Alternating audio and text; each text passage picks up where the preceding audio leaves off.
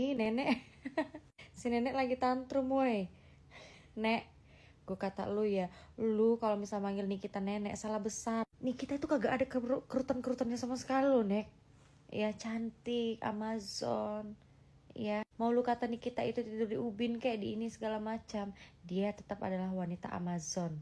Nggak kayak lu itu mau tidur di kasur, lu tetap kropos. Ya Nek ya, kropos. Coba bercermin Nek, banyak banget kerutan di muka lu, beneran. Aroma tanah sudah mendekati kamu Nek.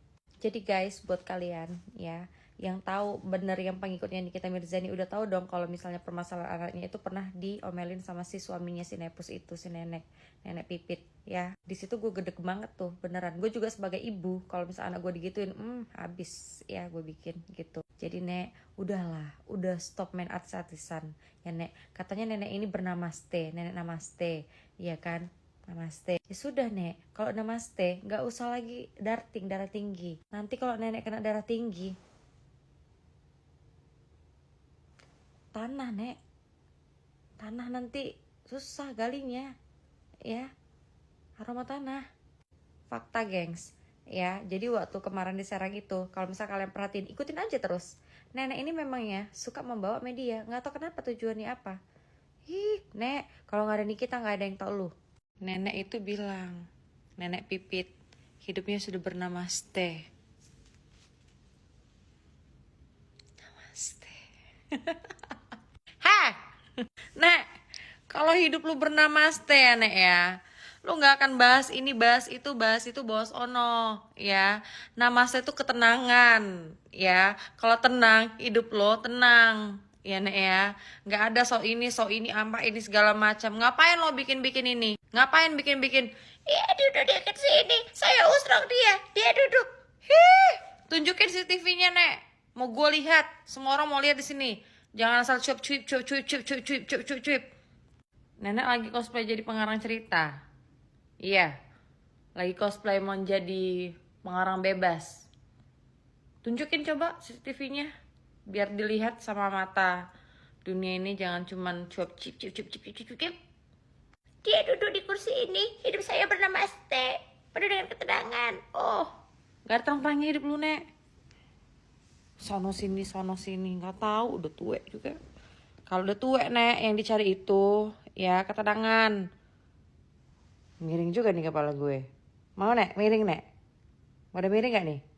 Nenek yang sudah tercium aroma tanahnya, boleh nggak dikasih lihat CCTV-nya? Kalau bener Nikita itu duduk di kursi itu Nek. Kenapa sih nih nenek terhalu-halu? Dia duduk di kursi ini, saya usrak dia, duduk dia. Saya ini ibu peri di atas peri, cuy. Itu netizen ya.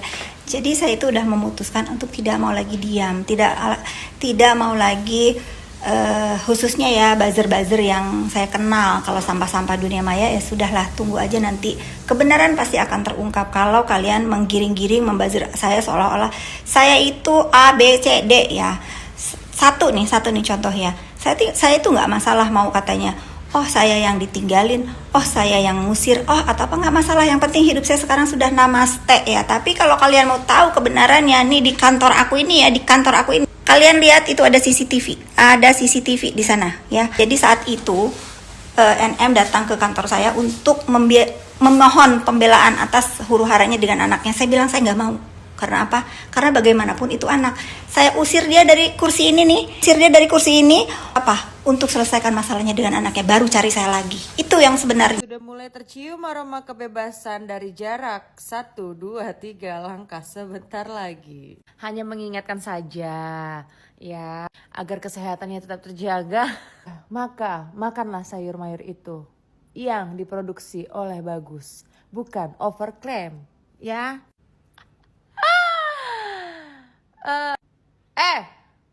Pit, Nevus, kenapa lu kemarin kemarin bilang, belum tentu Niki bersalah, belum tentu. Bukannya lu yang kemarin gada terdepan kalau misalnya bilang, Niki itu pasti bersalah, ini pasti bersalah. Kemarin lu bilang belum tentu Niki bersalah, cuy.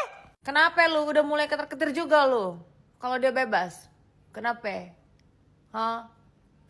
Jawab pertanyaan gue Nepus, jangan sampai ini mode miring gue keluar. Itu lagi, si ular SS. So, merasa korban. Lu yang menciptakan korban di Indonesia Raya Merdeka ini. Bawang manusia silver, ya. Gue bilang sama lu bentar lagi pakai baju orange. Siap-siap lu. Duta lapar.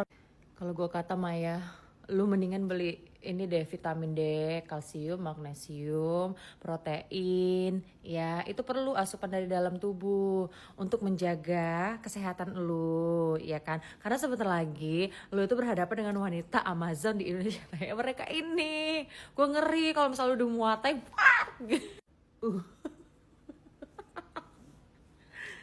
beli jangan lupa ya. Nyai lo itu wanita Amazon. Lu ntar lagi berhadapan sama dia. Takut. Pas banget gue. Dan minum susu yang banyak.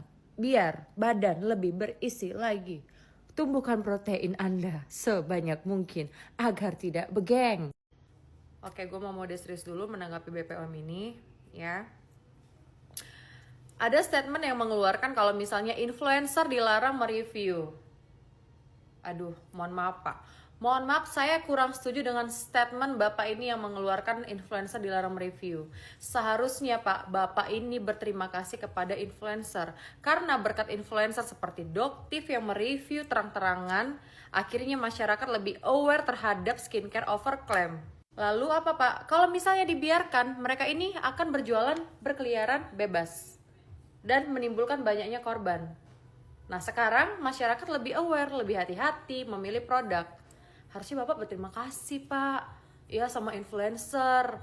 Berkat influencer, ya di review, Bapak dibantu, semuanya BPOM ini dibantu gitu. Ya ingat ya, banyak kasus loh selain apa namanya overclaim ini.